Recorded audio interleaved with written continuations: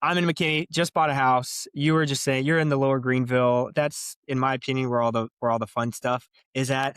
Did you grow up there? Like where are you from? I grew up, I'm actually from Nebraska, born in Omaha, moved to Dallas in third grade.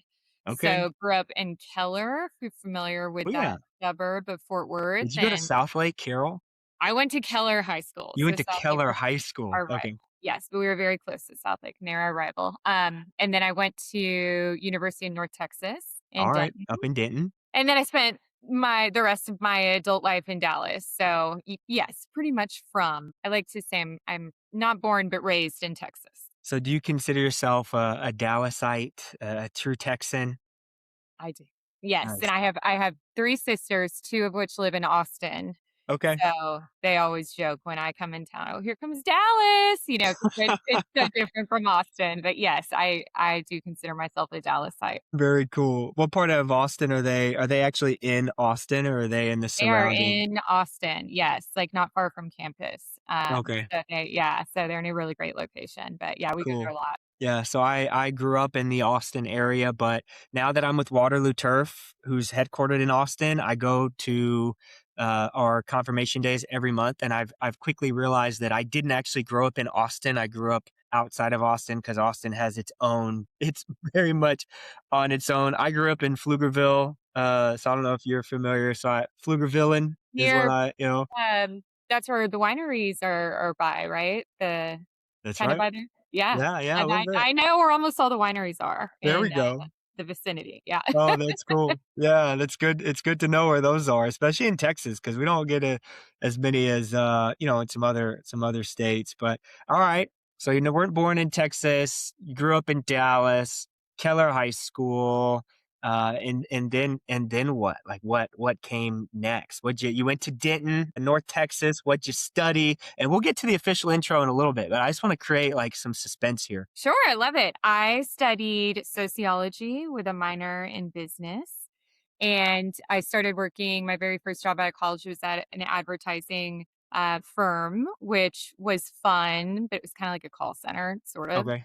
And that was interesting, but I knew it wasn't what I wanted to do forever. And then I happened to, accidentally get into commercial real estate. One of my girlfriends had just gotten a job at a small boutique firm. So she said, I think we're supposed to have like a business partner, or do you want to come do this with me? And so I said, sure. I was very, very young in my 20s and started there, learned about it, started doing local kind of office deals in Dallas specifically, and then happened upon again accidentally a franchise concept and represented them, found real estate for them, supported them throughout that process, and they had a great experience. The franchisor then asked me, "Hey, can you do more in different cities, in Texas, and then can you do more in different cities of the United States?" And I said, "Sure." And so I kind of grew with that brand and started working with more franchisees and more franchisors, and just totally found my specialty there. It just felt right. I love working with Yeah. franchisees. I like holding their hand throughout the process. I think it's a lot of fun, a lot more exciting than office. We do still do some office space, but retail and, finding those, perfect pieces of land you're going to build on, or, Yeah. that perfect flex property, whatever it may be. It's really exciting and fun. So I've been doing that ever since, and it's been 15 years now. Wow. Okay. Perfect to transition. So tell Streetwise Nation, tell them your name, tell them your title, who you are, and let's get this thing started. I'm Carlie Wilmes. I am a co-founder, one of the founding partners of Reimagine Commercial Real Estate. So we're based here in Dallas, Texas, in Turtle Creek area, if you're familiar. And we specialize in representing tenants, specifically franchisees, with finding sites, negotiating deal terms. And it can be, like I said earlier, anything from retail space, which is the majority of what we do, to office space, to medical space, to industrial, flex space, all the above, land purchases. We specialize in working with those franchisees and partnering with the franchisor brands to get to know their real estate inside and out, and kind of become their third party real estate department. So that's what we do. And our company we founded almost 4 years ago. And before that, I worked at two other commercial real estate firms. So I've been doing this for 15 years and specializing in working with franchisees about 12 of those years. And then our company, Reimagine, we started that, like I said, about 4 years ago. And we specialize in tenant representation only, franchises, nationwide expansion, working with emerging brands. Wow. That's super cool. So something you said earlier that I would be remiss if I let it just slide on by.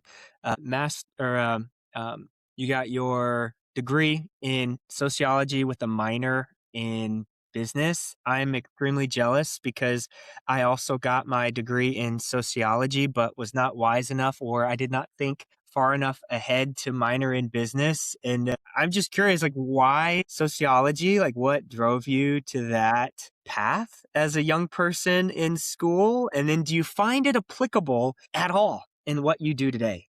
I do find it applicable. Yeah. I actually started out with a major in business because that's what my dad wanted me to do. And then I took a sociology class at some point and I really liked it. And so I kind of flipped it. It still involves the business aspect of it, but focus more on the sociology part. But no, it's really interesting, kind of like groupthink and what groups of people do. And we work with so many different personality types and what we do reimagine both with like franchisees, franchisors, and then the landlords, right? And the leasing agents. There's just a lot of personalities. So I do think learning kind of how the human brain works and understanding, perhaps someone's background or why they act or say the way they, the things they do or act the way they do is helpful, especially when you're, negotiating really important deal terms for people. So I think I don't know if I had that insight at the time when I was selecting my major, but in hindsight, yes, I do think it has been helpful. Sure. Well, that's cool. And yeah, I would have to agree. I mean, my emphasis was more low income communities, criminal justice, urban education.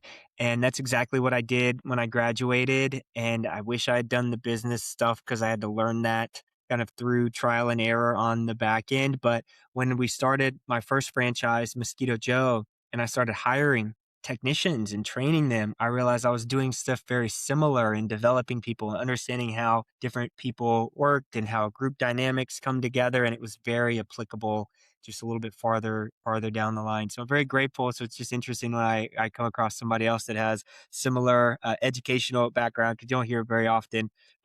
Cool. So you fell into the commercial real estate space, 15 years doing that. And then franchising came up. And then now you founded Reimagine. And I would love to hear the origin story of when you felt like you were ready to become a founder, co-founder, and really start something on your own rather than working for the agency or the group that you were with. Like, what did that feel like? How did you know that it was time? And then are there any differentiators that you kind of operate under now that you just couldn't do when you were working with somebody else? Yes, it's a wonderful question. So, I never really aimed to start my own business, but I was motivated. I was motivated after life experiences and working for other people. And I think the way that came about, COVID had a lot to do with it. I didn't love the way my former company handled that. But in their defense, everyone was handling it for the first time. But we were actually, our team that I was growing, we were doing really well. And so we had some support taken away, with all the things that come with COVID.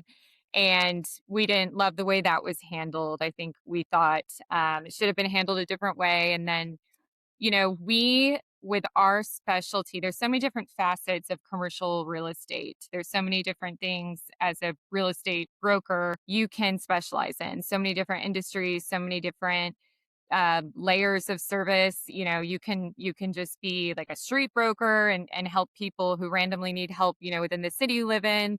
You can, partner with a company, a large corporation, which is more so like what we do, large franchises or emerging franchises, and be their third party real estate department. So there's a lot of different ways you can do it, and we were at a firm that did not see the, or at least at the time, it did not feel as if they saw the value in what we were specializing in, which was working with franchisees, right, and franchise brands. They had a bunch of really big corporate clients that are not franchisees, which are amazing clients, but that's what they found their success doing. And so I think they were impressed with what we were doing, but they also didn't really know how to support us or give us the platform we needed to take it to that next level. So that, in combination with COVID and just how the world was changing, we said, you know what, we're so good at what we do and we are so driven and we know exactly kind of what resources we need and what we want to do with those to make our service even better and grow our team, that we're going to do it ourselves. So that's really what motivated everything. But if it wasn't for COVID, I'm not so sure it would have happened. So it was a combination of everything. The amount of times I've heard, "If it wasn't for COVID, I'm Yeah. not sure." Yeah. Wow. What a crazy, but also beautiful thing, right? And it's something I love about the world of franchising is that there's so many different kinda entry points in, not just as a franchisee, but on the support side, the franchisor side, the third party supplier side. Really cool. I came into this, again, Mosquito Joe franchise owner, had this business going on our 11th year with my dad. And so now that I've been in the development side at an FSO, now working in brand, I feel like the world is just continuing to open up Yes. to me. And so when Stephanie Ruby introduced your name to me, it was like, well, of course, I've got to have her on the podcast because I need to understand how this world works. And Hmm. so one, you're educating me, but you're also educating the audience, and hopefully they can get some nuggets out of this, and it can support everybody. So I appreciate you hopping on. Before we get into really the meat of what it is that you do, I would love to just hear, if you don't mind, walk me through that journey. So you're at a firm, they don't see the value in what you're specifically doing, and so you realize, like, man, we could build something out completely on our own, specifically in our niche area, which is franchising. What did the early days feel like? And I'm talking about, like, you obviously get into business ownership and you have all sorts of fears, excitement, and then it becomes a reality. And sometimes the reality is different than what you were excited about or what you were afraid of. Maybe it was right on par with your expectations, but I would love to hear that journey and what you learned the first couple years now that here you right, you're 4. Yep. Yep. Yep. Love it. Another great question. Let me think about that answer. So it was, to be honest, we kind of had already, like, started, like, we were, again, such so different from the other teams where Kind of we already worked building it out. previously. We kind of already had our own little company, and Sure. we had a really strong client list, which we were thankfully able to take those with us. So the Yeah. actual work itself, it's that stayed the same. I think all the back of the house stuff was something new that we had to take on. But thankfully, my two partners, were us three together, were able to tackle all of that. We made sure to delegate and hire the right individuals, the right attorneys, the right accountants, all of that good stuff. And, what I've learned, I would say, since then would be the importance, actually, of, because I have two business partners, they're both men. So I would say the importance of, how you hear people say, like, you have to put work into your marriage to make sure it's, stays healthy. It's the same with your business relationships because, I just was like, oh, we get along so well. We're all so driven, but there's so much stress that comes along with, owning a business and running a business and managing a team and hiring and all of that, I've learned the value of really, taking time to get dinners together, right? Or taking time to get a happy hour and go on trips together and still have those moments where we can bond and connect and it's not just work, work, work, work, work all the time. Because and seeing other partnerships from individuals I've worked with, I've seen how quickly those can dissolve and fall apart. So just communication, working on the relationship, talking about what are your goals, what do you want, where you want to see the company in 3 years, 5 years, 10 years, 15 years. And, then you ask that same question to the other partner and to all the employees. So I think having that communication, making sure you're all staying on the same page and working towards the same goals. And then, again, I work in a very male dominated industry. So, the guys could go all day without like giving a good job or a pat on the back or words of affirmation or that type of thing. So I would like to think I do a pretty good job of like, let's all say something nice about each other, at the end of a meeting, or, let's talk about what Jackson did really great this week, just to kind of, make sure everyone is still feeling valued and appreciated. Love that. Yeah, my core love language is words of affirmation, Me so I could too. totally appreciate that. Everybody needs somebody like that on the team. I'm a firm Yeah. believer, and yeah, it takes a little bit extra strength if you're that person, and you've got to be that person because there's nobody else around. So kudos to you. I would love to hear. I'm curious. Is there anything that you are um, be proud of in the way that you guys started the business? And then the inverse of that, anything that you wish that you had done differently in the early days that you had to grow through as you've gotten to be more of a mature kind of a setup in your partnership and how you guys operate? Yes, great question.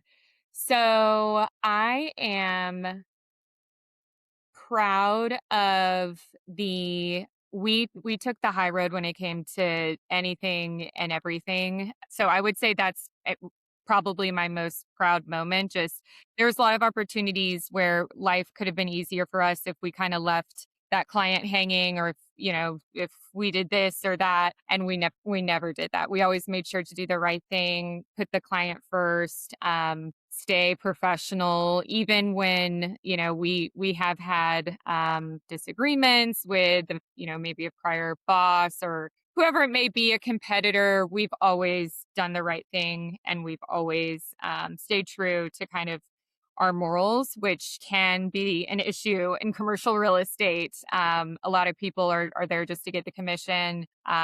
They don't enjoy explaining and taking the time to really make sure, clients, especially clients like franchisees who've never leased space before, truly understand the implications of what they're signing, what they're agreeing to, all of that. I've learned from watching others how important it is to always do the right thing, and always make sure your client's protected. And if they need another 20 minutes on the call to understand triple nets, you give them another 20 minutes, right? All of that, I would say, is what I'm most proud of. And our reputation, I think, really reflects that. We hear that often. So if I could change anything or what I would do differently, it would be start my own company earlier Mm, and maybe hire a more expensive attorney first. I started out, with like a not as expensive attorney. In hindsight, I yeah. would just go the top, just hire the most expensive attorney. Yeah. Do you feel like that's a general rule of thumb? Find the most expensive attorney and just go with them. Yep. I Yeah. think it's good advice. Duly noted. All right. Yeah. That's gonna be the clip that keeps putting on rotation. We'll make sure we put that out there. Oh, that's great. Thank you so much for that. So, okay, let's start getting into it. So, I have owned 2 franchise operations in the last 11 years. We've started our own service business. The franchise that I still own is Mosquito Control, Mosquito Joe. We had a Groovy I Hughes. need to call you. The mosquitoes are so bad right Hey, now. come on, in Dallas area, it's been one of the wettest Junes in, of late, It's and bad. now we're in July and it's hot, and yeah, so come on. The own you We'll connect. Unfortunately, you don't live in my territory. We would take care of you, but my guy Michael Seitz, shout out, Hey, great yeah, job. He's got a great operation, give him a ring. I will. Um yeah, yeah, yeah. But we've had a Groovy Hughes paint and power wash franchise that we exited out of, and that was an expensive learning opportunity for Yeah, me, and yeah. we learned a lot through that journey, and I've shared a bit of that on this platform. And then we've built our own Christmas light and holiday light business that we've had. Another Okay, and I so actually need to talk. over the last yeah, and that's not a franchise, so I could service your house if you need any Okay, Christmas perfect. lights, holler at me, I gotcha.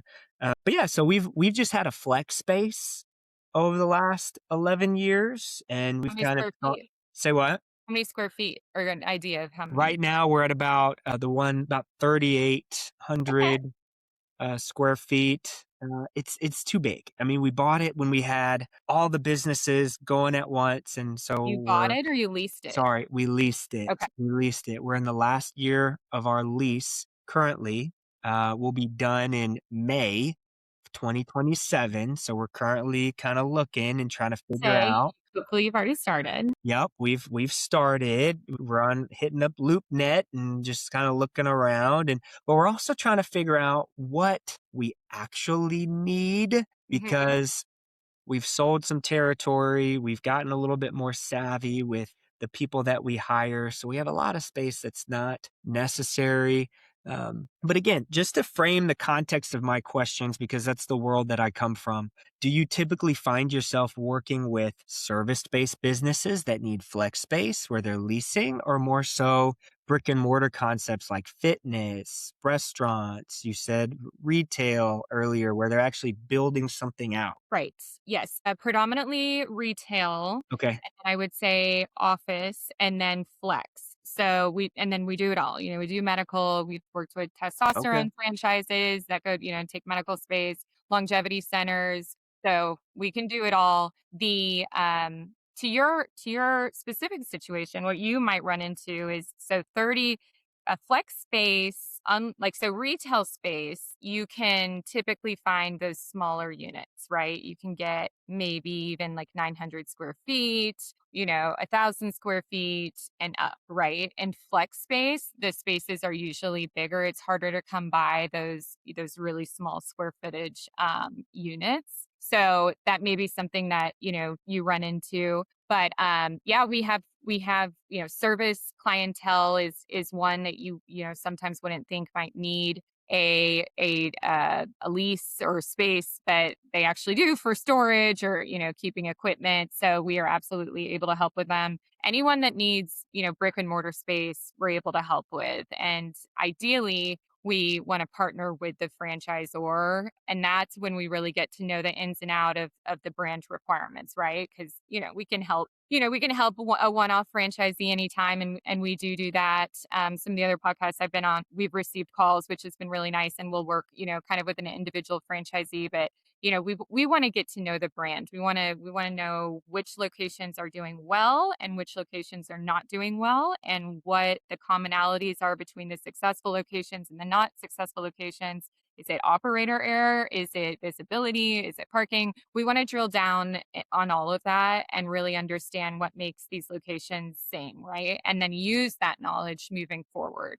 And then it also just helps as we're working across the country. We know exactly what to look for. We know exactly what deal terms the franchisees need to be set up for success. All of that is really important. You can have the best real estate broker in the world, but if they're not, intimately aware of how the franchise business works, then they may not be able to show you the right type of real estate. Sure, because I'm sure that there's just so many like demographic factors that go into, say, setting up a longevity center Mhm. versus a restaurant or a different Right. retail type of a concept. So how does somebody? I mean, I would probably be an ideal candidate, I would imagine, for multiple types of businesses. I mean, I've got experience as an operator, experience building out teams. It's really about just plugging myself into the model, making sure I'm well capitalized enough.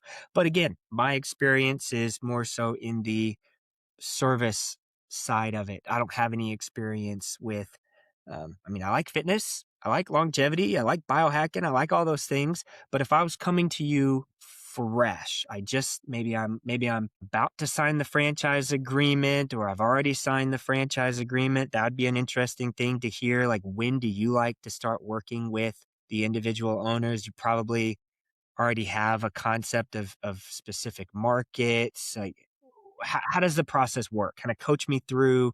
Like, I've just signed a franchise agreement. I get introduced to you. Now what? So typically, as soon as you sign the franchise agreement, you'll go straight to real estate. So we'll be introduced by the franchisor or someone with the franchisor's team to the franchisee. A lot of times, either we've already met the prospective franchisee through an introductory call, or the franchisor has told the franchisee about Reimagine. So they know that's coming, but we go straight into real estate. We talk about their territory. Some franchise brands kind of have a DMA, which is more just like an overall, you can look in this, market, and then wherever you end up signing a lease, you'll have a It's radius. DMA. What's that stand for? Danny, you're gonna ask me that. I think it's designated market area. Okay. All right. Don't I'm not putting my stamp on that though, but that's We'll close. fact check that if we Yeah, put it it's in like or this not. is your like Dallas is your designated market, Okay. right? Got it. Versus like these specific zip codes. So it's a Because a little more. brick and mortar concept, typically most of them have like mile radiuses. So if I were to buy 3 units in a fitness concept or a longevity concept, then I would know that I have to have a certain amount of space Yep. between them And before I DMAs put work them the in. same way. They just don't know where you're going to land yet, but wherever you land within that designated market, you will have a radius protected around you. So it kind of allows the franchisee, and you can franchise brands do it differently, all different ways. So this is just an example, but we would talk about in that situation, if your DMA is Dallas and there's no other franchisees open in Dallas or corporate locations, we can basically look anywhere.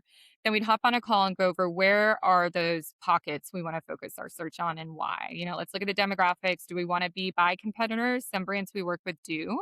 Some brands we work with do not want to be by their competitors. So that, goes into play. Let's look at population growth. Let's look at income. Let's look at new developments, what's going on in all these areas. Identify, okay, these are the hot pockets that we want to focus our search in. We then start contacting all of the, leasing agents, the landlords, developers, talk with local brokers, and then we identify and basically pepper all of these, properties that have space available in our size range with a bunch of questions and then present to the franchisee the cream of the crop. So the options that we feel are going to be, the best potential options for them and appear to meet most, if not all, of their real estate requirements. We then go over, present those sites to them. We have demographic reports, psychographic reports. And then from there, we set up tours, and it's basically a big funneling down process, right? So tours, and then we start submitting LOIs, which stands for letter of intent. That's how you negotiate with the landlords. And then as you're negotiating, that's another funneling down process. And then once we land ultimately at that top site, then the landlord drafts the lease document. The real estate attorneys will negotiate that. And then the client will eventually sign. And that's when it's binding and they take possession and begin build out. Wow. So, yeah, all that work, you can't really start until after the franchise agreement has been signed by both parties and you're funded and you're ready to go. But as a development director, I would see a lot of value in having you have conversations with my candidates before they sign in case they have any questions. Do you find yourself having those We do it conversations all the during the time. Yeah, yeah? we do it all the time. Yep. So we talk with prospective franchisees. Usually, corporate, the franchisor will let us know. It's not just like anybody, right, who's interested. They're Sure. somewhat qualified. They've But gone through no, the process. They've done yeah, they've done some steps. They've taken, they've done maybe they're in validation stage and they're figuring out their funding. Okay, or great. they're coming to the meet the team day or the discovery day. So absolutely we'll talk with them and just give them a quick lay of the land. This is the level of support you'll receive, from us. A lot of individuals have no idea how commercial real estate works. So I kind of give them a quick description of it's somewhat similar to residential in the sense that you have a real estate broker representing the buyer or the tenant in leasing and a real estate agent representing the landlord or the seller, right? And like they do in residential. And those two brokers negotiate on behalf of their clients to ultimately try to come to an agreement on deal terms. And then the way that we are compensated is as real estate brokers are from the landlord or the seller of a home, right? They're responsible for the brokerage commissions. So we split that with the leasing agent. If you are the tenant, you're not responsible for brokerage commissions unless one day want to become a landlord. Then you would set aside room for the brokerage commissions when you're listing the property. So that's kind of how it works and what we go over with the franchisee. We'll talk about their market. Some markets, it's really tight. Inventory is low and it's everyone's moving there and it's super difficult to compete with corporate retailers. We are honest with them when it comes to that because we don't want them to go straight to us in real estate and be like, wait, you never told me this was going to be so challenging. So kind of let them know, like on a scale of 1 to 10, how challenging, in our opinion, that market that they're going to be looking for real estate in is is at this time. And then, that also helps them to understand, like, they don't have to like hire their like, cousin Jimmy who just got a Sure. residential license, because Sure. that's what most people are about to do, believe it or not. And I'm like, no, you don't, do not call Jimmy. Don't Uh, call Jimmy. do not call Jimmy. Yeah, Don't we call will help Jimmy. you. And again, you want obviously a great real estate broker representing you. Ideally, one that is tenant representative only, because that will prevent a conflict of interest. Most real commercial real estate brokers represent landlords, and then they do tenant rep on the side. So that Mm, gives them an incentive to kind of keep both sides of the negotiations happy, especially, if they're going to continue to work with that landlord and try to represent that landlord on their future listings, like for them to be the listing agent. That landlord really has a lot more like to give to that broker in that situation than a one-off tenant. So you want to make sure you have a broker that doesn't have any conflicts like that, who doesn't also do landlord representation, or who doesn't sit next to someone at their office who does landlord representation. Because that means when you're talking about trying to get this rental rate as low as humanly possible, your broker could then hang up the phone and essentially be having that conversation with the broker that's trying to get the landlord the best deal that also works for their same company. So that's always a big education piece. I touch on that on those calls. And then yeah, we just kind of give them a quick overview of what the timeline looks like. It is a much longer process than residential. So I always try to be the bearer of that news, but I also let them know I'm going to, be their therapist throughout the process as well. I got it. I'm going to hold their hand. I'll lead them through. So they usually end up pretty excited after we talk. yeah, I'm again as a development director, that is priceless. Because again, I've only worked on service based businesses on the franchisor side as Hmm. well. So I love my Waterloo team. Lord willing, I'll be here for a long time. But if I ever was a development director for a brick and mortar concept, it's good to know that I could have somebody like you in my back pocket that I can make that introduction to fill any gaps that I might be missing just in my experience. So Absolutely. really cool to know. I know a lot of my Just listeners. someone I can call for mosquitoes and Christmas lights. That's It's a, right. it's a win-win. That's right. It's a win-win. Even if nobody listens to this, which, we gotta get a problem. Most of the folks that listen to this either already have a franchise or they're on the franchisor side. I've got a few folks that are kind of interested, that kind of see it, that maybe one day they'll reach out and they'll do a franchise themselves. And so a lot of great value. Franchisors, I would love to talk to you, all the franchisors out there. Franchisees are who I end up, working with, and who our fiduciary responsibility is to, and who our client is at the end of the day. But it's the amazing franchisors out there that introduce us. And after they see how we operate and get to know us, they trust us. So they introduce us all their franchisees. And so that's really where the relationships begin. And even if you are thinking about opening a business and you don't even have one franchise location yet, it's never too early. We love to meet new and emerging brands. So yeah. Oh, that's awesome. So, no, I'm glad you said that because my next line of questioning is going to be around the relationship with the franchisor. Hmm. 4 years is not nothing. That's a good bit of time. You got some reps under you in your own business, but also, I mean, the decade plus of being in the space Hmm.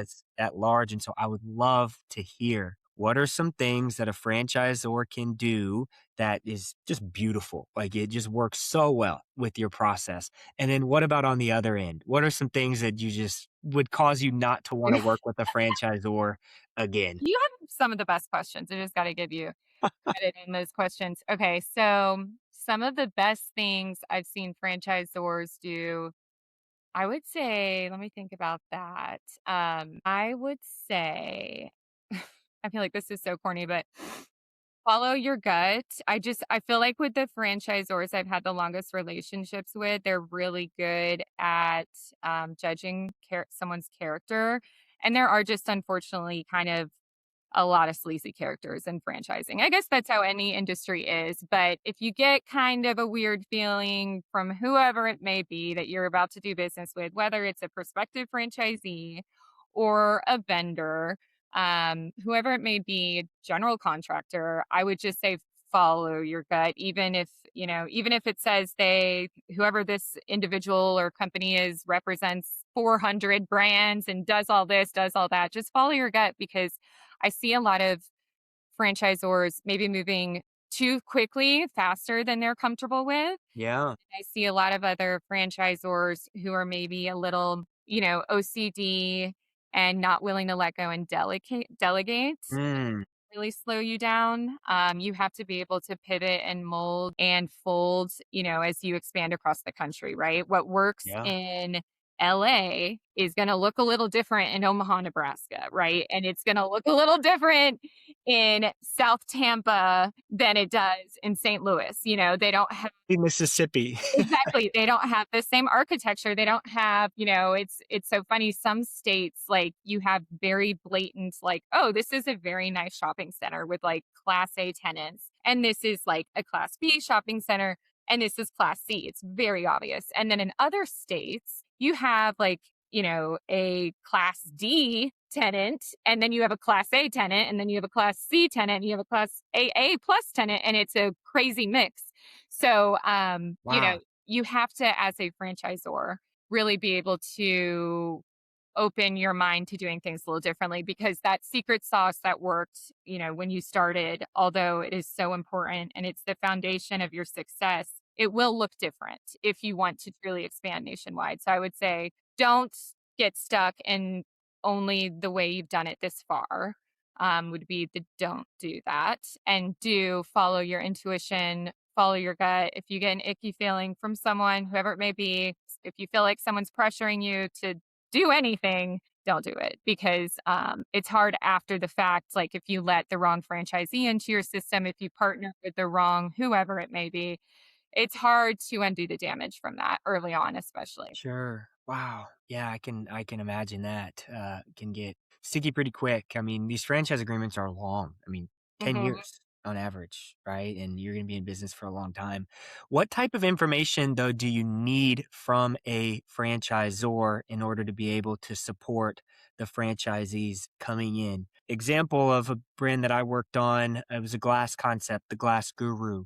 And so franchisees, they needed a flex space, kind of a showroom of sorts, but it didn't need to be in like the class A real estate, right? It could be kind of on the beaten path because most people don't need to come in, but you've got it available, but you also have to have the inventory. You take that versus a CrossFit gym versus a wood house spa or a Mhm. hand in stone, right? Like those are very, very different types of models and the clientele as they come in.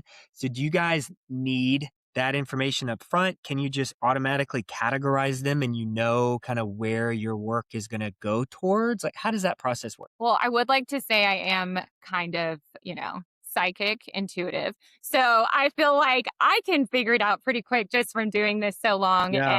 Okay.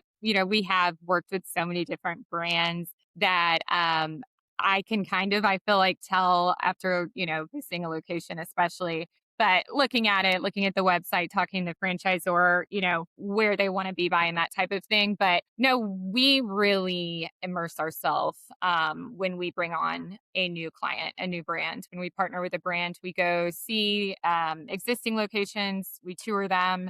For a lot of those brands, especially pre COVID, we used to fly out for every single Meet the Team Day or Discovery Day and do that little presentation about real estate, have dinner with them. A lot of, most of our clientele now do it via Zoom, but any of them, that do it in person, we offer that. And then we speak with the franchisor team, whoever it may be. A lot of times early on, it's with the actual founder. And then as they grow, they start to hire and delegate. But so then it turns out to typically be, a director of real estate, director of operations, CFO. But we speak with those individuals almost daily because we are, like I said, we're like a third party real estate department. So the importance of that and why that's so necessary is as these brands are growing, the real estate requirements and the strategies are changing and growing and flexing as well. So, like you mentioned earlier, you had 30 or you have 3,800 square feet. You initially took that much square footage. Now you're realizing that's more than you need. When you have a franchise brand and you're getting data in and you're analyzing, as more and more locations open and as you learn more, what results in, certain locations doing better, what challenges have can arise with other locations based on a whole multitude of things. Once you start identifying those, you can then automatically implement them nationwide to all of your franchisees that are actively in the real estate process through us, right? Whereas if you don't have a partner like us, you have to, I guess, send an email or, a newsletter to all of your franchisees saying, hey, update, instead of, looking for spaces between 3,000 and 4,000 square feet. Turns out, we can really make 2,500 to Yeah. 3,200 work, right? Yeah. So, and that's just one small example. A lot of times it'll be, we need a bigger water line, we need more power, we need this clear height. We didn't check for this before. We've just gotten lucky with the other locations, and turns out we really need this certain clear height. So all of that is so important for us to understand. And honestly, with a lot of our legacy clients, we know more about their real estate than the founder or CEO or Sure. executive suite does, just because it's constantly changing and evolving. And, we're kind of always on top of, ooh, don't go that direction. We're looking out for your wallet. That's going to be way too expensive, not Yeah. necessary. Or don't go that direction. This is gonna cause you more problems. You need to pay a little bit more. Let me tell you why. And all of that knowledge is really important, because these franchisees are looking for someone that can help guide them. They want to feel reassured, and the best way for them to feel reassured is to work with someone that's done hundreds of locations with other franchisees. So, Yeah. Yeah. No, as you're saying, I'm just thinking about my own situation. So what we learned, I need about 1,000 square feet. I need parking. mhm. My office staff, I've got 3.5 people in the office, kind of depending on seasonality and day of the week and the weather, right? Sometimes I have somebody in the office. Essentially, they need access to Wi-Fi. We could all potentially work remote now, but my 1,000 square feet has to have access to water because I gotta fill up my trucks every single day. So essentially, I could have a storage unit if that storage unit only had a spigot that I could turn on the water. And Mhm. so we're trying to figure out how we can get really creative and kind of game the system a little bit. Because I have guys that theoretically could drive their trucks home if they just were able to come in, drop off their blowers or equipment to get fixed by my leads, or if my leads can't fix it, they can go take it into the shop. And so figuring out as we've evolved in year 11 right now. We'll be in year 12 whenever we renew or whenever we figure out our new spot. And so there's probably things that, to your point, You the probably brand, should do a sublease, I would think. say that again, You might wanna do a sublease. like even now before I get No, it out or sublease with somebody else. no, you may be able to find a space that's small, that's because that's a really small size for a flex space. So you may have more luck just looking at subleases, meaning there's already a tenant who, like yourself, like if you had 5 more years left on your lease, you wanna, give back some space, you're not using it all, you would post it online and say, "I'm interested in, subleasing it." And then that usually comes at a discounted price, obviously, because they have what they're paying in rent and they're just trying to collect some temporary rent before they can get out of their lease. But that may be, and your real estate broker would be able to help you with that, obviously. Yeah. Identify subleases. And those are, the thing about subleases is the term is already determined based upon the existing tenant, right? So with you doing a direct lease, you could say, I want to do a 3-year lease, a 5-year lease. A lot of times those have to be coterminous with your franchise agreement. With a sublease, it might look like there's 3 years and 4 months and 3 days left. And then that's when the sublease expires. At that point, you could either do a direct deal with the landlord or go find other space, right? But your lease would expire at the same time the sublease would, unless you work Got a it. deal out with the landlord. Yeah. Got it. No, that's super helpful for me. And then, gosh, the way that my brain works, you just opened up an entire new can of worms that we just don't have time for all the questions that you opened up. So maybe we can run this back sometime. Hey. We're not quite there yet, but getting into the fourth quarter now, I'm curious. You mention some things, and I think about like the item 7 of the franchise disclosure document, the estimated initial investment. And in the service space, typically you're getting your truck, you're paying the franchise fee, you're doing the marketing, you're setting up the technology, and then you've got your working capital. And then maybe in my situation, right, you've got a flex space that you've got your lease for the first few months kind of built into item 7. Hmm. But for a build out, I'm thinking concepts like Beam Light and Sauna, Hmm. Taste Buds Kitchen, Ultimate Longevity Center, BFT, like these different concepts that all have different build outs. And I just know post COVID construction cost and all the things, and you have these ranges inside of the item 7 when it comes to the estimated initial investment for setting up a franchise. Hmm. Do you, or how do I want to ask this question?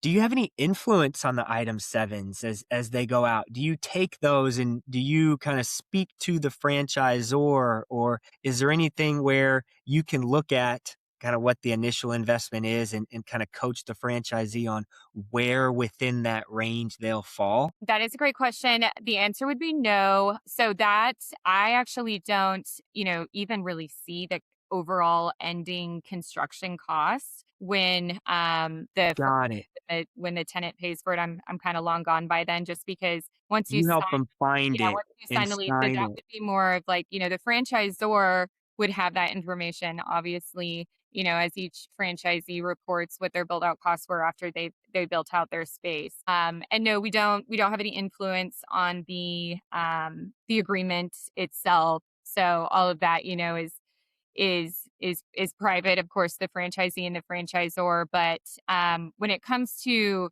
the rental rate and everything, just from my experiencing working like side by side of the franchising industry, I always just like to tell everybody, and this is just how I live my life, but just consider like it's going to be the more expensive side of the estimate, Fair whatever enough. it is. If it's rent, if it's build Yeah. out costs, I was like, just prepare for the more expensive side. And then if it's less, what a wonderful, pleasant surprise. But Got it. and take where you live into account. And again, I'm speaking more so in rent, because I'm not a construction expert, but I guess it kind of applies to construction costs as well. But if you live in New York or you live in California, it's going to be expensive. You know what I mean? If it's a really expensive place for residential, it's also a really expensive place for commercial. So again, back to my Omaha, I can pick on Omaha because I'm from there. But if they're using whoever it may be, if they're using any type of numbers from doing a location in Omaha and you're in LA, right? Take into account the market differences for both rent, construction costs, even permitting. Everything is going to be a little more challenging, a little more difficult in the super, expensive, highly populated cities. But regardless, what we can do, which I think is a surprise to people when they start working with us sometimes, is we can tell you how the landlord's thinking. We can tell you what the landlord's looking for. We can tell you what's going to scare the landlord, and we can tell you what is going to calm the landlord down and make you attractive to the landlord. And that's really important information, because a lot of franchisees I speak with come in and they think landlords are just desperate to lease space. They think, I've seen this vacancy on my drive home from work for 6 months now. The landlord must just be losing it. We can get in there and grab this, amazing deal. And I unfortunately have to be the bearer of bad news, but that's my job. And Yeah. would be doing you a disservice if I didn't tell you this information. But, a lot of these landlords don't even notice when they aren't receiving rent on a space. They're on a yacht in the Maldives, and they're getting rent from Whole Foods and Super Target, and they don't notice that 1,800 square foot like vacancy in one of their shopping Sure. centers in their massive portfolio of properties. So I have to back to your initial question. Although I can't tell someone like I can't tell someone what their construction costs are going to be at all, but I can tell them, based on what corporate's recommending you and the range that they've given you, these are the properties where that's Got it. realistic. A landlord, for example, if the property is quoting $50 a square foot, it may be safe to say you are never going to be able to negotiate it down to 20, right? you're never going to be able to negotiate the base rent $30 a square foot. Maybe in 1% out of a million negotiations, maybe, but no, that's not going to happen. So don't waste your time and effort doing that, right? Let's look at these properties that are realistically within your budget, and then let's present our LOI and let's present our financials and let's present all of this other, information about you as a tenant in a certain manner that makes you look as attractive as possible, which is going to increase our odds of the landlord accepting the TI allowance we're asking for, the discount on the rental rate, the free rent, all of those things. We know how to kind of position the franchisee so it's received in the best way it can from the landlord. Got it. No, super interesting. I'm glad even though it exposed my ignorance there a little bit, I'm okay with that. I didn't know it And either until I started working in it. It's a crazy little industry, and it's very different from residential because in yeah, residential, how long something sits on the market is incredibly important, right? That's a huge factor in negotiations and how motivated the seller is. But it's just not typically not the case in commercial. got it. How's your time, by the way? I know we're at top of the hour. You're I'm good? Yeah. All right. Whenever you just tell me to wrap up All whenever. right, I got a couple more. I got a couple Okay. more. Help me understand. And we kind of like brushed on this topic, so sake of potentially being redundant, I want to target it directly. So thinking about the classes of real estate, right, and the types of properties. How do you delineate if a brand can get away with like being a tier down, or should we really go tier up? I know you talked about you got a little psychic intuition in you, which is great, but I Just guess enough to help be dangerous. yeah, just enough to be dangerous. Help me understand. Yeah. What do you got back there? Amethyst. There it is. Help a layman like myself kind of understand like what I should be looking for if I do sign up for a fitness franchise, or if I'm doing a service space, but I need the showroom in the front. Like, what am I looking at? What can I get away with? And how do I really understand the differences between the classifications? Yeah. So it first depends on the brand and how many, I would say, locations where they're at on that growth stage. Because if you have 5 locations open and they're all in Florida, for example, that is going to be, and half of them are traditional retail and the other half are flex space that don't have that visibility, but they all kind of do the same, right? In that circumstance, it's going to be more difficult to advise you, especially in a different market, as to which direction to go in. I think that's going to be a mixture of a personal decision. It's going to be a mixture of talking to the franchisor, and then it's also just going to be a mixture of real estate availability because, at the end of the day, I do have a few clients where they can kind of pick between that flex and that traditional retail. And where corporate, or franchisor has kind of told them when they're trying to decide between the two is, first of all, what does your gut tell you? Second, if it's going to be a flex space with less visibility, plan to spend more on marketing. If it's going to be a higher rent retail space with great visibility, you're going to have to probably pay more in rent than what you were initially thinking, Sure, less in marketing, right? So, and again, it's brand by brand. What works for, a golf simulator franchise is going to be different than what works for you know, a milkshake franchise, sure. right? It's Yeah, gonna be different all over the board. But I would say initially those are kind of two things. And then knowing the real estate, just keep an open mind until you get the market study, which is what we send you, obviously, when once we've kicked off the real estate search and we've completed all of our market research, because the market study is going to tell you, like, realistically at that moment in time what's available. And if you're open to retail or flex, then we'll show you both. We're happy to do that. If you're open to retail, flex, medical, we'll show you all three, right? It doesn't matter to us. We look for real estate all day, every day. We'll show you everything that's available that could potentially work, right? And that's also a differentiator between us and others. When we kind of work with other brokers, local brokers, a lot of times they'll be like, let's just send them these like few flyers, right? We don't do that. We send them everything that works, everything that doesn't work, and why, all the properties we're still waiting to hear back from, and mm, all the properties that are future delivery date. Why do we do that? Even though it's more work? because we want the franchisee to get a full snapshot and understanding of like, this is everything that's available. Next week, there's not going to be 20 more sites that are a lot less expensive that are not on this report today, right? There might be one or two that pop up, but our market studies are so thorough. And these leases are 10-year leases, 15-year leases. Retailers very rarely move. And so you're not seeing the turnover you are on residential. So when they get that market study, they can look at it and they can say there might be a few extra options over the next few weeks, but this is it. So let's take a look at this. Traditional retail this is just an example, right? Traditional retail may be way too expensive for them. And they don't want to, when it's a really high priced market, you can try to negotiate it down depending on how competitive that market is. That might work a little bit.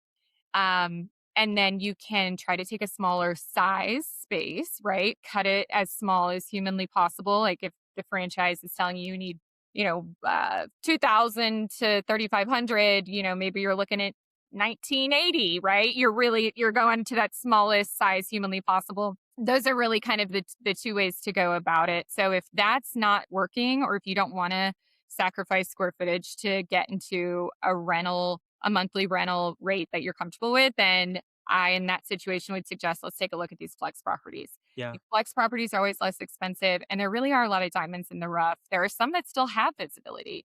You're typically not going to get the bigger TI dollars with those flex properties because they are less expensive. Landlords with flex properties just aren't used to giving as much TI dollars as retail landlords, but it can be kind of the way to go.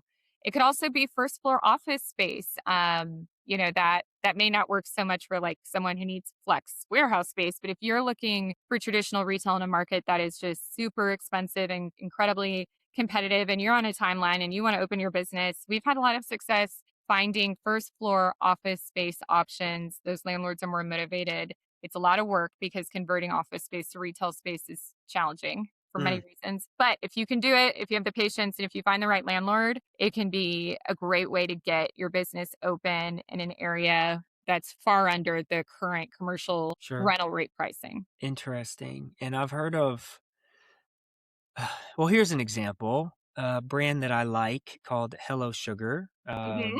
Brigham Dallas founder, one of the co-founders, and Anna Farland is development director. She's a beast.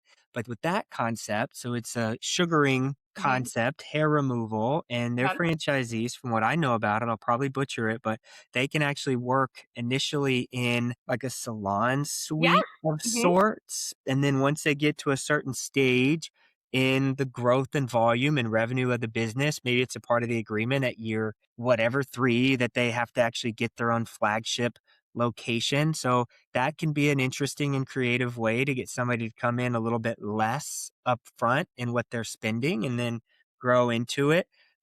In a situation like that, would they kind of work alongside you in both of those scenarios, and just for you to understand how that model works? Like what does that look like just practically in a business model like that with you guys? Yeah. So initially, we wouldn't be able to help them, like if they're looking to lease a suite from a salon suite, which, by Yeah, the way, salon. we've worked with salon suites for many, many years. Love the salon suite industry. Can't say enough good things about it. But that, if they're looking to just lease a space in a salon suite, we would tell them to obviously probably just Google salon suites on Sure. Google, wherever they're Yeah, looking to open, and call them and see which one they like. But absolutely, when they're looking to actually lease a retail space with a traditional landlord, that's where we would step in and assist them throughout that entire process. I've never leased a salon suite, so I don't know the process, but from what I understand, it's pretty simple, and you sign an agreement for like 6 months to a year, and it's probably not very negotiable. I would think those rental rates. I know they charge weekly. But yes, when you are renting and signing an actual lease with a landlord, there's a billion things to negotiate, which is why we would be like seriously overkill, obviously, in a situation where they're just renting us lawn suite. But in a traditional commercial lease situation, whether it's office, flex, industrial, warehouse, medical, retail, there's so many things to negotiate. So we would absolutely be able to step in and help them, and they'd probably be really knowledgeable as to what they need at that point too, because they've already been operating. So other times. But again, that's what's so great about a franchise. You have the experience of all these other individuals who are already open. Corporate's looking at all of the sizes of the stores and seeing what's good, what's bad, all of that. So in that situation, you would have that knowledge as well. Very cool. Okay. So, in respect for your time, this has been great, by the way. I can't believe we've already been going for over an hour. Hopefully you feel the same. See. It's been really fun learning and just getting a chance to engage. For somebody that is maybe unsure about kind of where they're at or what they're trying to do, or really wanting to kind of make the next step kind of in their professional livelihood, and commercial real estate just somehow just fell kind of onto their, like, maybe they heard it, somebody whispered it next to them at church or Mhm. something. How would you coach up that individual on, now that you've been in the game for a while, what are some important things to think about, to work on, maybe internally, externally, to become successful in the space that you've been in for a In few commercial real years estate, now? I would say you really have to have that like faith and vision, because it's kind of a like, put a lot of time and energy into with very little return for like many years. But then after you've been doing it for several years, it's like, okay, it's working and it's great and I love it. So there So is, you have to be crazy a little bit. you have to be a little delusional. No, Okay. I know, seriously, like, but that's why I'm so grateful I started young, because I was kind of young and dumb Yeah, and broke, and I was like, sure. "Whatever," and, Yeah, I know it's gonna take me several years to build my pipeline, but, so it's definitely not an overnight success type of thing, A. I would say probably need to be pretty good at saving your money, or have rich parents or someone that can help you, because again, it can be, these deals take a very long time to close. And then we actually don't get paid for our work until the client opens. And in some circumstances, like way after they open, especially if we negotiate a very long free rent period, which we're good at, we don't get, paid basically in some circumstances years after one of our clients signs a lease. So you really have to, again, know it's going to be a lot of upfront work, but it will pay off, and it's so fun and it's really exciting getting to work with these franchisees whom a lot of are retiring or in the process of retiring, and they've always wanted to start their own business. So it's never boring. It's very exciting. It's male dominated. So if you're a woman, I think it's a great industry to be in, because you can just push all the boys around. yeah, yeah, Right let's in go. between their legs. So Yeah, let's go. you just bring something different to the table. And it's in Dallas is actually where tenant representation was invented, where it started. So there's a very large commercial real estate community here. But yeah, I would say see the long term vision, be okay with doing a lot of work without being paid for a long time. And then you're going to get some punches in the gut. There's going to be some deals you work on for many, many, many, many months that die and you don't get any compensation. And I've seen that take out quite a few people in commercial real estate. It breaks their spirit. And Yeah, I've been close. I mean, we've all, I think, been close, but you just have to think, you know what? That sucks. But I have all these other deals that have closed or are going to close, and all these other clients. And that is just part of working in this industry, is sometimes it ends up being a waste of your time. But overall, it's a really fun, rewarding industry, and challenging. And I don't think AI can replace us. So yeah. that's a plus.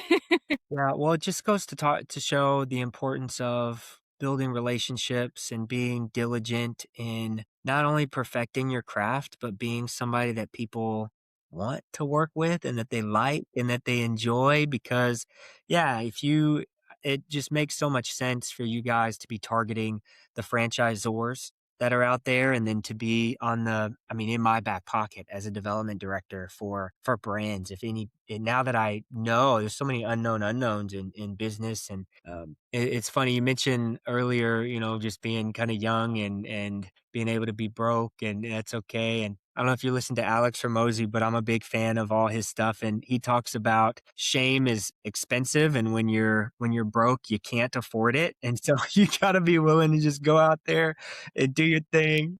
Yes, Yeah. It's absolutely, and it'll pay off. It's not rocket science, but it's knowing how to advise people, be honest with them, be genuine, be authentic, and also put yourself in their shoes. I think it yeah, helps that I own my own business because I signed a lease absolutely. myself, and I know the risk. Rent is typically the most expensive line item, for any business.